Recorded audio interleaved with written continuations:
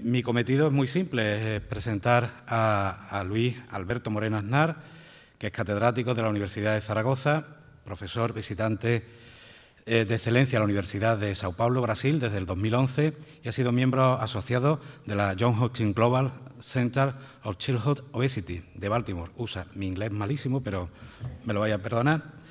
También es el coordinador del grupo de investigación GENUD. Y, bueno, pues tenemos además la suerte de que hace muy poquito la han galardonado con el premio de la Estrategia NAO de especial reconocimiento por su relevante experiencia profesional y su liderazgo en trabajos de investigación nacionales e internacionales centrados en el estudio de la nutrición, alimentación y estilo de vida, fundamentalmente en niños y adolescentes, con el fin de prevenir las enfermedades no transmisibles relacionadas con la nutrición y, en especial, la obesidad infantil. No es el único reconocimiento que ha recibido, hay uno bastante reciente también, del año 2016, de la Fundación Lilly, en el ámbito clínico, y bueno, pues esto viene un poco a colación de sus trabajos de investigación y su producción científica, que es envidiable completamente, más de 600 artículos científicos, más de 100 capítulos de libros, siendo el profesor de la Universidad de Zaragoza con mayor número de publicaciones en la historia. Eso parece que es así. Y decía que, bueno, pues ese fruto, ese trabajo científico, pues se ha centrado principalmente en la obesidad infantil, tanto en su epidemiología, genética, epidemiológica, comportamientos relacionados con el balance energético, la composición corporal, prevención y tratamiento de la misma. Y, bueno, pues en este sentido pues ha participado en 28 proyectos de investigación financiados, tanto a nivel nacional, Comisión Europea, como por el Instituto de Salud Carlos III. El tema que nos va a tratar es sobre hábitos de la alimentación, desayuno y obesidad en niños. Cuando quiera tiene la palabra. Como vamos mal de tiempo, Luis, sí. Concreción, por favor. Sí. Bueno, buenos días. ¿Se oye bien? Sí. Bueno, muchas gracias por la presentación, que no ha sido breve en este caso. Entonces, yo sí intentaré ser breve. Agradecer, por supuesto, a Codinan por haber pensado en mí para estas jornadas. Y yendo directamente al tema que nos ocupa, hábitos de alimentación, consumo de desayuno y obesidad en niños, ya se han mencionado algunas de las cosas que yo voy a comentar, pero antes de nada me interesa recordar que la obesidad, por lo menos en gran medida, se desarrolla en los primeros años de la vida, y este sería más o menos un modelo que nosotros solemos considerar, y es que al final de la adolescencia, pues muchas de las cartas, por decirlo así, están ya jugadas, y las personas que tienen un exceso de grasa corporal, pues va a ser difícil que después consigan disminuir ese exceso. Y a nosotros, los que trabajamos en la población infantil, nos gusta también hablar de periodos críticos en el desarrollo de obesidad. Un periodo crítico sería el que va desde la concepción hasta el final del segundo año de vida, los 1000 primeros días de la vida. Otro sería el que está alrededor de los 6 años y que corresponde a lo que llamamos rebote de adiposidad. ¿Qué quiere decir eso? Pues eso quiere decir que después de un periodo en el que el peso o el índice de masa corporal se mantienen estables, empiezan a aumentar otra vez. Si este rebote de adiposidad se produce precozmente, se sabe que eso se asocia con un mayor acúmulo de grasa corporal en los años posteriores. Y, por supuesto, que un periodo crítico bien conocido es el de la pubertad o adolescencia. A lo largo de esos periodos, pues, por supuesto, la genética, por supuesto, los comportamientos, y a eso es a lo que vamos a dedicar esta charla, y también otra serie de factores, como son los de índole socioeconómico, influyen, por supuesto, en el desarrollo de obesidad. En cuanto a prevalencias, no me voy a extender mucho. Yo creo que por todos he sabido que la obesidad infantil es una enfermedad muy frecuente. Estos son datos un poco antiguos que obtuvimos a raíz de la publicación de este libro, y que nos mostraban que, a pesar de utilizar distintos métodos para el diagnóstico o la identificación de niños con sobrepeso o obesidad, había una prevalencia especialmente importante en los países del sur de Europa, España entre otros, países del área mediterránea, donde teóricamente se consume la dieta mediterránea, pero tal vez no sea el caso en la actualidad. Y también en algunos países del este y en el Reino Unido. Como os digo, en ese momento se usaban distintas maneras de definir el sobrepeso y la obesidad. Y eso originó que la Oficina Europea de la Organización Mundial de la Salud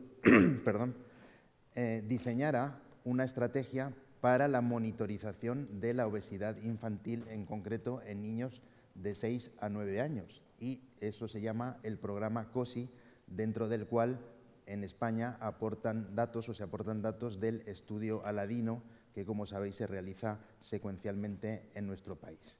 Y en el estudio que se hizo en 2009-2010, pues se confirmaba, utilizando la misma metodología en todos los países, que aquellos países del Mediterráneo eran los que presentaban mayores prevalencias de sobrepeso y obesidad. Y eso se ha confirmado recientemente. Estos son los datos precisamente de esa iniciativa COSI de 2015-2017, que se... Perdón, voy a beber un poquito de agua porque... Se presentaron, como os decía, en 2015-2017, hace poco en Viena, y podéis ver que efectivamente los países del área mediterránea, Chipre, Italia, por aquí está España, tanto en los chicos varones como en las mujeres, presentaban unas prevalencias las más elevadas, por encima del 40% de sobrepeso y obesidad, usando los criterios o los valores de referencia de la Organización Mundial de la Salud. En España, estos son los datos, las tendencias precisamente del estudio Aladino, que es el que aporta datos, como os decía, a la iniciativa COSI, y estamos, según los criterios de la Organización Mundial de la Salud, en niveles muy altos, aunque yo diría que tenemos la buena noticia de que aparentemente pues, la situación se está estabilizando o incluso está disminuyendo un poco, pero veis que a pesar de todo estamos todavía en cifras muy altas y desde luego no hay que bajar la guardia en este sentido. Pero de lo que tengo que hablar hoy pues, es sobre todo de hábitos de alimentación relacionados con la obesidad infantil. Precisamente en el marco del Comité de Nutrición de la Sociedad Europea de Gastroenterología, Patología y Nutrición Pediátrica, tuvimos la oportunidad de revisar ese tema en relación con la obesidad infantil e identificamos una serie de hábitos de alimentación que potencialmente podrían estar asociados con el desarrollo de obesidad en niños. Entre otros, la frecuencia de las comidas, el saltar el desayuno, el consumir la cena especialmente con la familia, el consumo en restaurantes de comida rápida, el picoteo o snacking y el aumento del tamaño de las porciones. Yo no puedo en media hora o un poquito más comentar todo, voy a comentar lo referente a la frecuencia de las comidas, al saltarse el desayuno, a las comidas con la familia y al picoteo. En primer lugar, en cuanto a la frecuencia de las comidas, hace ya bastantes años hicimos un estudio multicéntrico en España que se llamaba el estudio Avena y pudimos observar que los adolescentes españoles, la gran mayoría, consumían o repartían su consumo de alimentos en 4 o 5 comidas, tanto los chicos como las chicas, como se puede ver aquí. No voy a detallar demasiado en relación con este tema. Hay distintos estudios, y entre ellos también el estudio Avena, que han puesto de manifiesto que conforme aumenta el número de comidas, 3 o menos, 4, 5, disminuye, como se puede ver, la prevalencia o la frecuencia de sobrepeso y obesidad. Esto se ha confirmado en otros estudios transversales, hay poca información de estudios de mayor calidad, pero es algo que por lo menos en el contexto de la alimentación de niños y adolescentes deberíamos considerar. Otro tema es el del desayuno, y a esto, como en el título se destacaba especialmente, voy a dedicar un poco más de tiempo.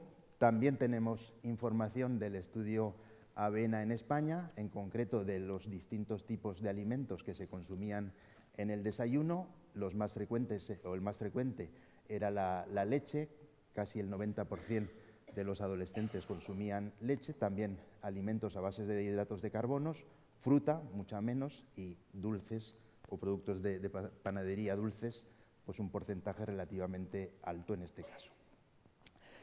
El problema, sobre todo, es cuando los niños o los adolescentes evitan consumir el desayuno. Estos son datos de adolescentes europeos, un poco más recientes, del estudio ELENA, que se realizó en 2006-2007 en 10 ciudades europeas, y podemos ver que más o menos el 17% de los adolescentes se saltan el desayuno, y esto es más frecuente en las chicas que en los chicos, 14% en los chicos, 20% en las chicas. También tenemos datos aún más recientes en España sobre este tema. Proceden del estudio ANIBES, que se realizó en una muestra representativa de la población española. Podemos observar que saltarse el desayuno en niños pues fue un porcentaje pequeño, pero algo mayor en los adolescentes. Y si consideramos el consumo menos regular de desayuno, esos porcentajes aumentan, y en cualquier caso los adolescentes son aquellos que presentan mayor problema en este sentido si lo comparamos con el total de los otros grupos de la población, que aquí incluía también adultos y personas mayores.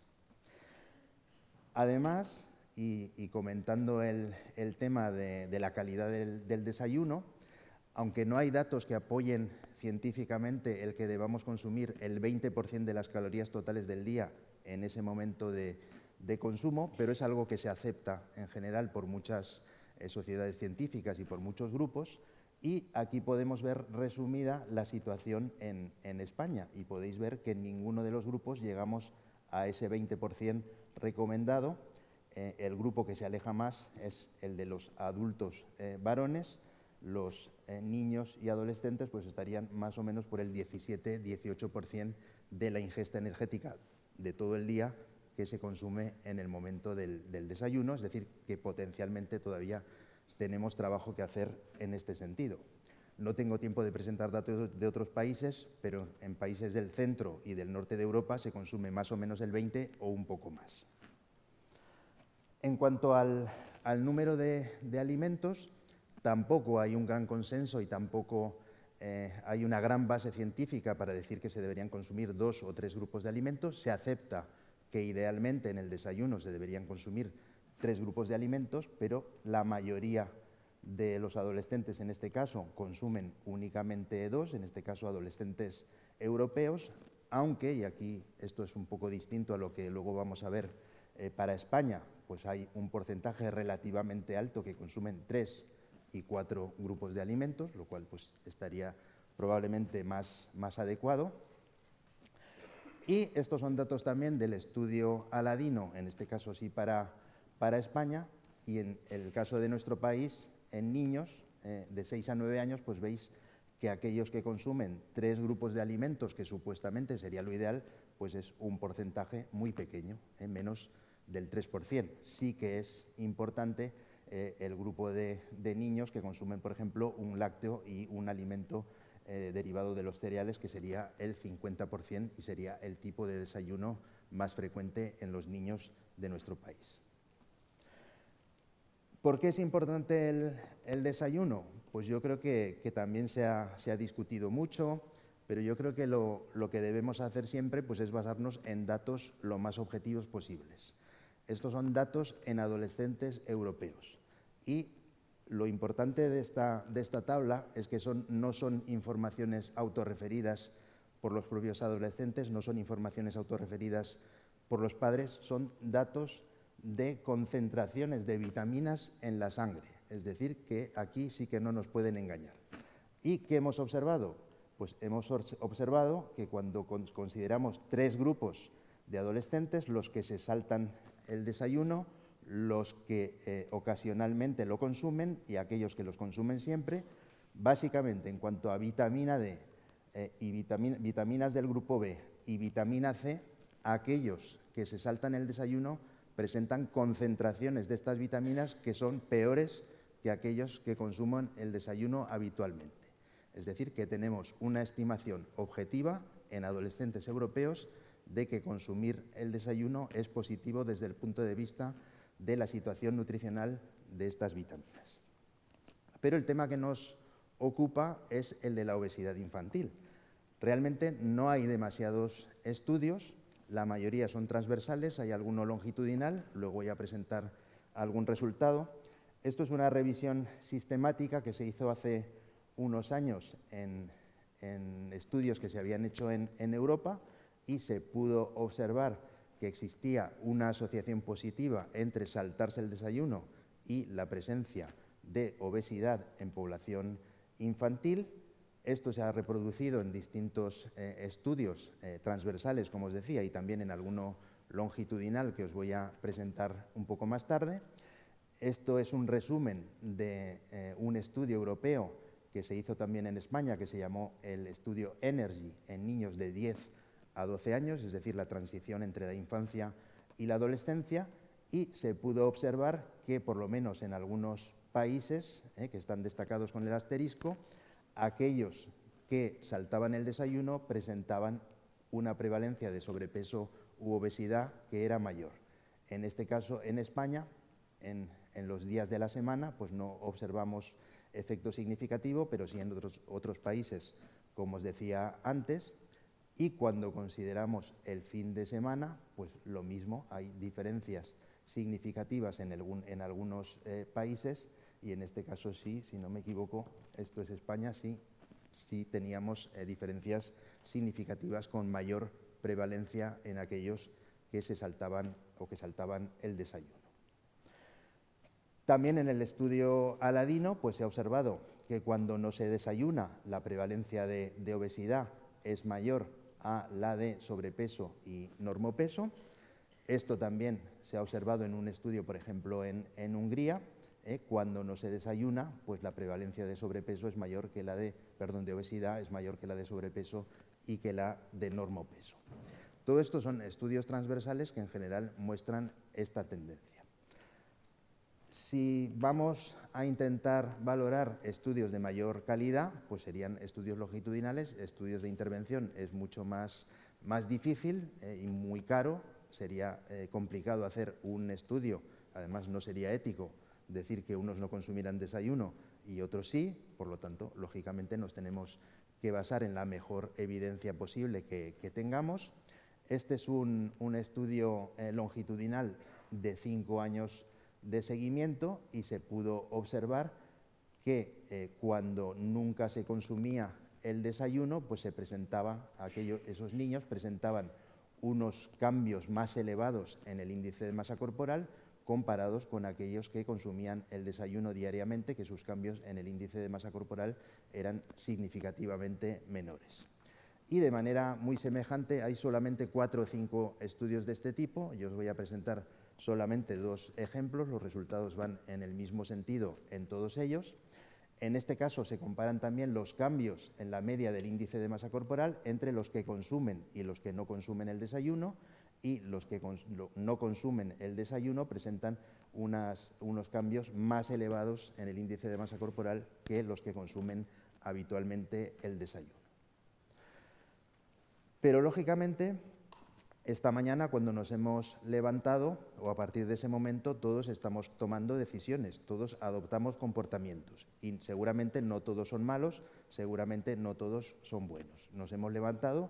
Primera cuestión, ¿desayunamos sí o no? Probablemente hayamos desayunado casi todos, pero es posible que alguno de la sala pues no haya desayunado. Es más, es posible que alguno de la sala, antes de desayunar o de realizar su primera comida, haya ido a hacer actividad física. Podría ser. Tal vez pueden hasta levantar la mano, pero no veo ninguna. Bueno, algunos, algún día a la semana, pues vamos a hacer actividad física y vamos adoptando comportamientos a lo largo del día. En este sentido, yo creo que al final el desarrollar obesidad sí o no pues es el resultado de que combinemos más o menos comportamientos positivos o negativos. Buscar un solo enemigo pues seguramente no es suficiente para justificar lo que puede ocurrir en este caso en relación con la obesidad infantil.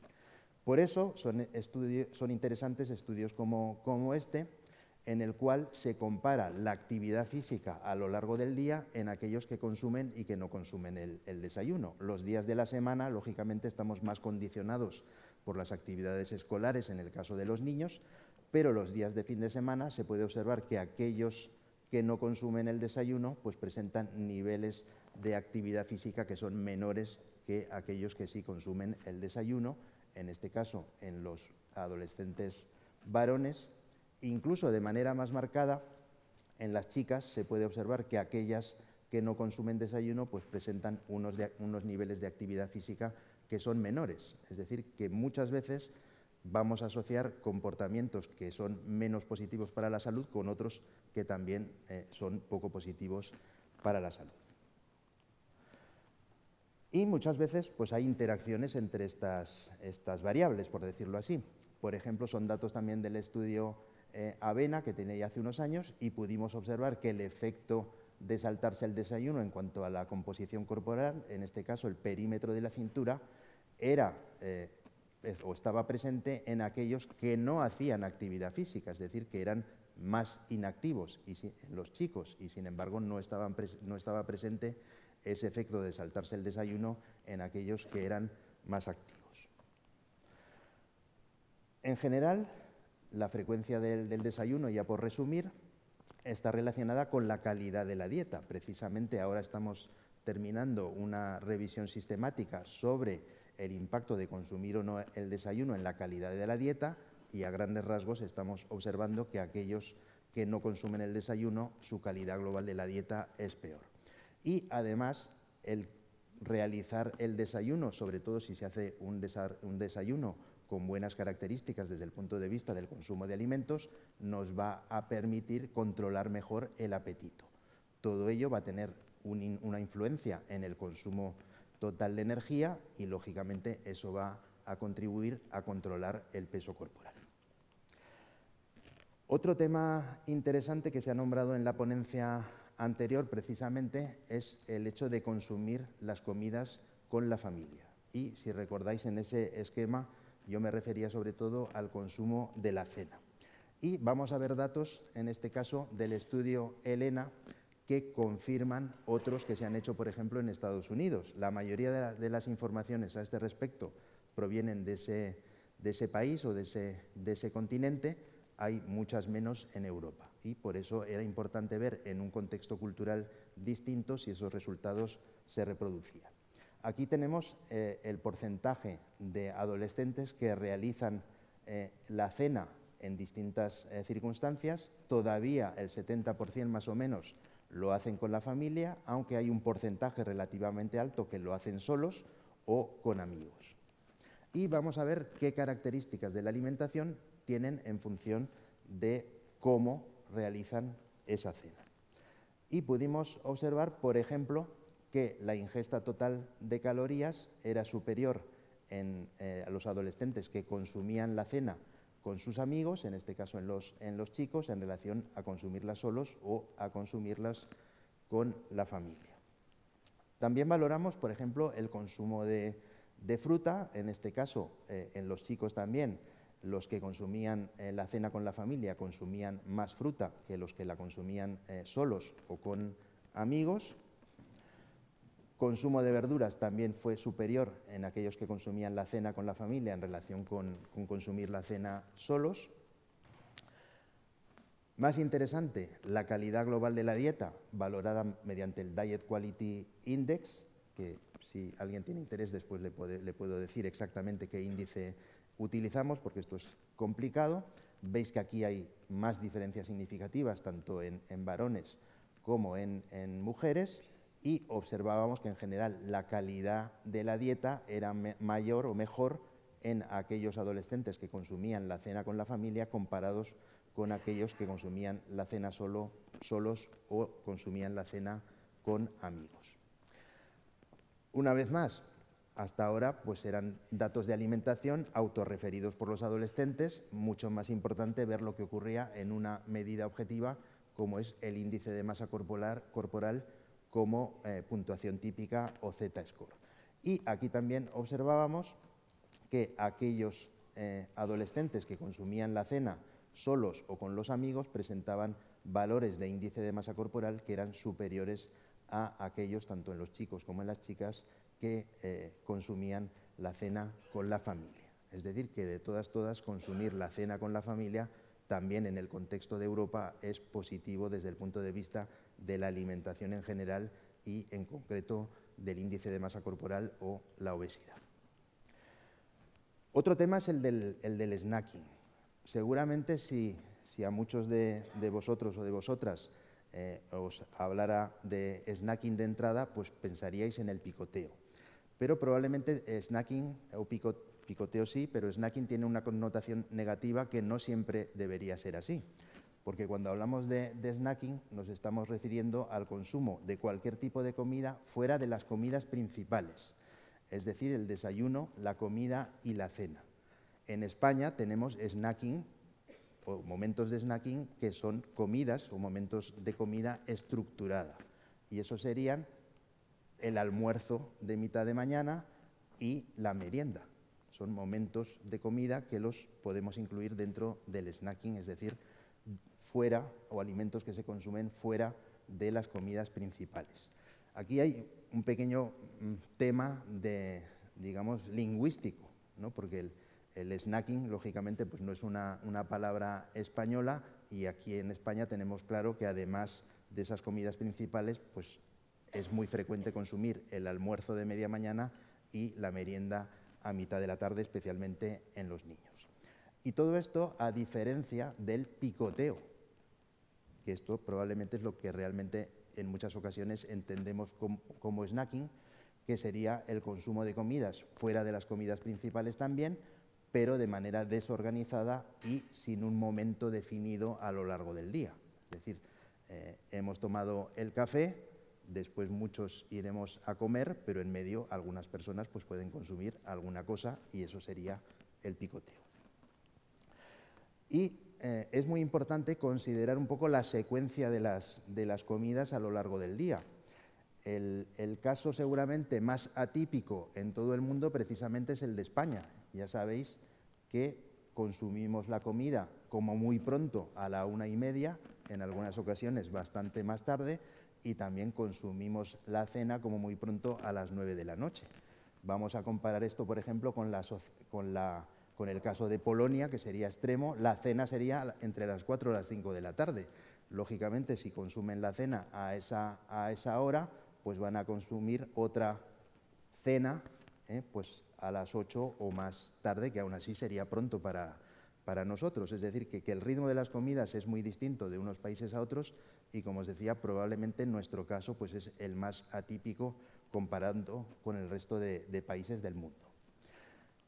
En este sentido, pues hemos trabajado, por ejemplo, también en el tema de la merienda. Yo creo que la merienda precisamente es un momento de consumo de alimentos que se puede hacer también con la familia o que la familia pues, puede tener un control importante, sobre todo en los niños más pequeños.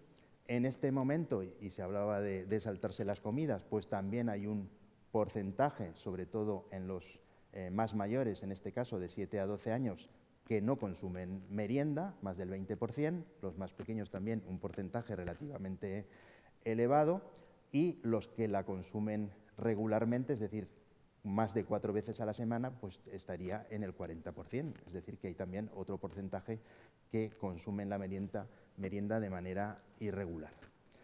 Hemos valorado también en este momento de consumo qué es lo que consumían los niños los niños de 3 a 12 años en este caso, y todavía es el bocadillo tradicional lo que más se consume, especialmente en los más mayores, pero también se consumen, como podéis ver, otros alimentos como frutas, galletas, yogur, leche y batidos, etc. En cualquier caso, todavía el bocadillo, como os decía, es mayoritario. También hemos valorado en otro estudio europeo el consumo de alimentos de tipo snacking, que incluye postres a base de leche, chocolate y barras y dulces, postres azucarados, pastelitos, galletas y snacks salados. Y vemos aquí el consumo en gramos por día en los distintos países. En España sería un consumo en niños de 11 a 12 años de casi 60 gramos. No es la situación peor, en este caso es la de Bélgica, pero también tenemos otros países que tienen un consumo menor, como es el caso de Grecia. Y ya voy terminando. Este es un anuncio que a mí me gusta especialmente y que yo creo que ha envejecido bien. ¿Qué se decía o qué decía hace ya unos años, como podéis imaginar, el Ministerio de Agricultura en Estados Unidos? Pues que los niños pequeños necesitan alimentos entre las comidas principales, necesitan comer con frecuencia, pues 4 o 5 veces al día, y que, por supuesto, la leche, que es un buen alimento, pues es mejor que los dulces, que es algo que seguramente seguiríamos diciendo en este momento. Y veis que este está consumiendo pues un vaso de leche y un alimento a base de cereales. Y como conclusiones, pues yo creo que podemos mantener precisamente las que dábamos en ese grupo de trabajo ya hace unos años. Aunque hay más estudios, aunque hay más evidencia, necesitamos más estudios. Yo diría que, primero, que la obesidad es o tiene un origen multifactorial. No podemos culpabilizar solamente a un alimento o algún comportamiento. Hace unos años el enemigo principal eran las hamburguesas. Después pasamos a los pastelitos de distintos tipos. Ahora estamos con las bebidas azucaradas. Pues seguramente dentro de unos años tendremos otro enemigo. Pues yo diría que no debemos contentarnos con un enemigo, sino con ese ambiente obesogénico que comentabas anteriormente, que incluye muchas cosas relacionadas con la alimentación y muchas cosas relacionadas con la falta de actividad física. Es decir, que yo creo que debemos tener siempre en la cabeza que la obesidad tiene un origen multifactorial, aunque lógicamente desde el punto de vista científico tengamos que analizar en qué medida cada comportamiento pues influye en el desarrollo de obesidad. Si hablamos de nutrientes, pues no se ha observado que uno u otro, de manera estrictamente científica, tenga más efecto que los otros. Y yo creo que debemos valorar también siempre en este sentido, si estamos hablando de niños más pequeños, antes de los 2 años, si estamos hablando de niños preescolares o escolares, si estamos hablando de adolescentes, si estamos hablando de adultos, si estamos hablando de prevención, si estamos hablando de tratamiento, no es lo mismo, y los nutrientes no nos van a afectar de la misma manera.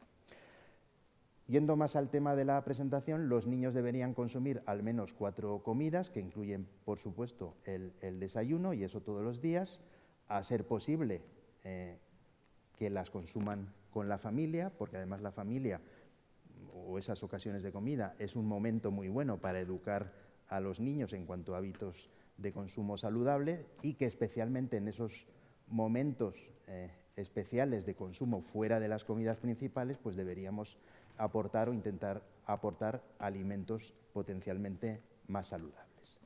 Y con esto simplemente agradecer la financiación de los distintos estudios que hemos realizado y el grupo en Zaragoza, en el cual pues participan muchas dietistas nutricionistas y muchos licenciados en actividad física. Y yo creo que es precisamente el aspecto positivo de esa interacción entre unos y otros. Muchas gracias.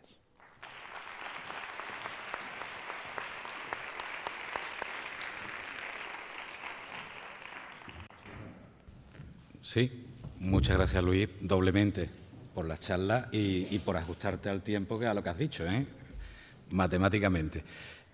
No sé si la organización nos permite tener algunas preguntas, como he visto que antes se han recortado, ¿sí? Bueno, pues abrimos turno de preguntas.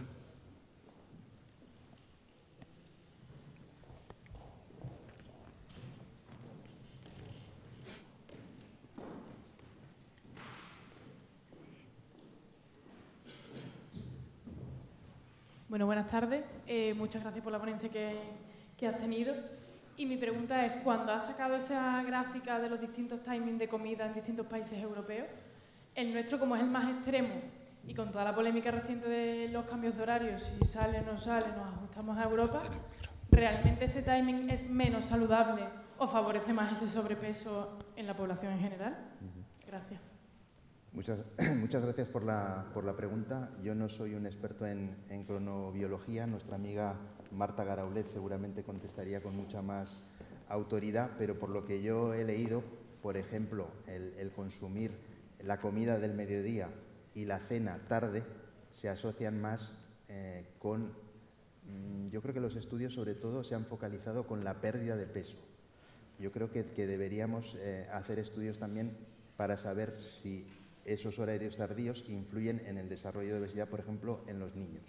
La mayoría de los estudios han mostrado que el consumir tarde, tanto la comida como la cena, se asociaría a una menor pérdida de peso en personas, especialmente mujeres que están en tratamiento por obesidad. Entonces, yo creo que esa es la evidencia científica. Tal vez vamos a observar lo mismo para evitar la obesidad, pero yo creo que hay pocos estudios todavía que nos permitan hablar de eso. Yo diría que en términos generales para la salud, idealmente sería mejor consumir la comida del mediodía y la cena un poco más temprano. Tomar medidas políticas que vayan un poco con la tradición y la cultura, pues es siempre complicado e implicaría probablemente hacer ajustes en otras cosas. Por ejemplo, los funcionarios pues tienen su horario hasta las 3 de la tarde y es muy difícil que puedan consumir la comida antes de las 3 de la tarde. ¿Vamos a ser capaces de fomentar que se coma antes y vamos a hacer que los funcionarios trabajen hasta las 4 o las 5 de la tarde y les vamos a dar una hora para comer? O cambiar las parrillas de programación de por la noche. Bueno, esa es otra. ¿Alguna pregunta más? Yo tengo un par de ellas, mientras piensan los asistentes. La primera es esa comida entre el desayuno y el almuerzo. Muchas familias lo relacionan con desayuno en sí. A la hora de hacer la encuesta, ¿eso lo habéis distinguido? ¿El que era desayuno en casa antes de salir y de lo que era una comida a media mañana? Sí, yo creo que es una pregunta muy pertinente, porque de hecho la recomendación del 20% de la energía incluiría también el almuerzo o snack de media mañana y el consumir los 3 grupos de alimentos también. Dicho esto, cuando se habla de desayuno en general en los estudios descriptivos, pues se considera solamente la primera ocasión de consumo de alimentos y probablemente por eso también haya esas discrepancias. Aún así, en países del norte de Europa y del centro de Europa se consume una mayor proporción de energía en la primera ocasión de consumo por la mañana. Y yo diría que habría que insistir primero en que se consuma y segundo, pues que tenga un contenido energético relativamente elevado.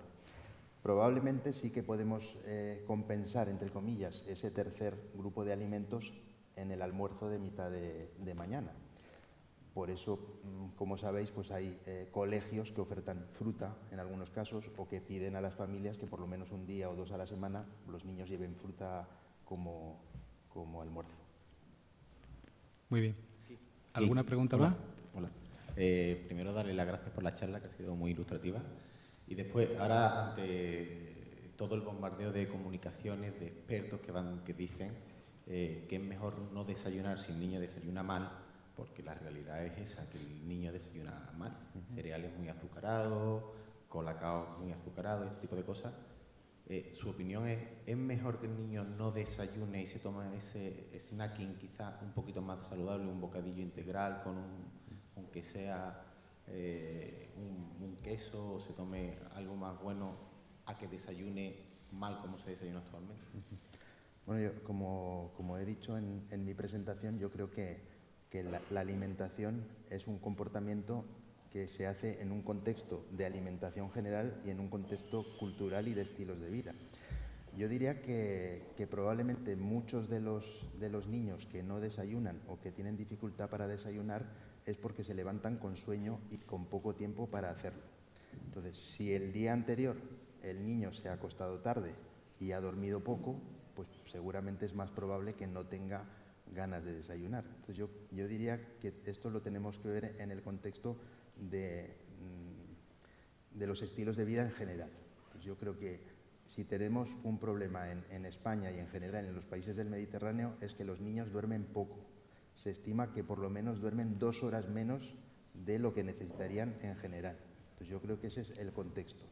Dicho esto, intentemos primero que duerman suficiente, que se levanten con tiempo suficiente también, y yo diría que consumir algo en casa, que los padres pues deberían aportar algo lo más saludable posible, es obligado desde mi punto de vista. Entonces seguramente pues intentar lo más saludable, que sea lo más apetecible para el niño y que sea variado también, si podemos. De alguna manera, si podemos compensar después en el almuerzo, pues es lo ideal. ¿Alguna pregunta más? Yo tengo una muy malvada, muy maliciosa. Es como el huevo y la gallina. ¿Qué fue antes, la obesidad infantil o dejar de desayunar? Es decir, algunos niños que tienen un problema de obesidad creen que lo van a resolver saltándose comida. Entonces, ¿de qué manera eso se discrimina y se elimina de las influencias? Sí, bueno, pues es malvada, efectivamente. Pero bueno, yo creo que pasan en otras cosas también. Aunque tengamos estudios longitudinales, si partimos del a priori de que primero es no desayunar y que eso puede asociarse con obesidad, pero eso no permite excluir con un análisis sencillo que el tener obesidad no influya en que los niños, como consecuencia de eso, pues dejen de desayunar, por ejemplo, como una medida para controlar el peso. Y de hecho, en el desayuno no conozco ningún estudio que haya valorado esa bidireccionalidad, pero os voy a decir algo que también os va a resultar un poco malvado.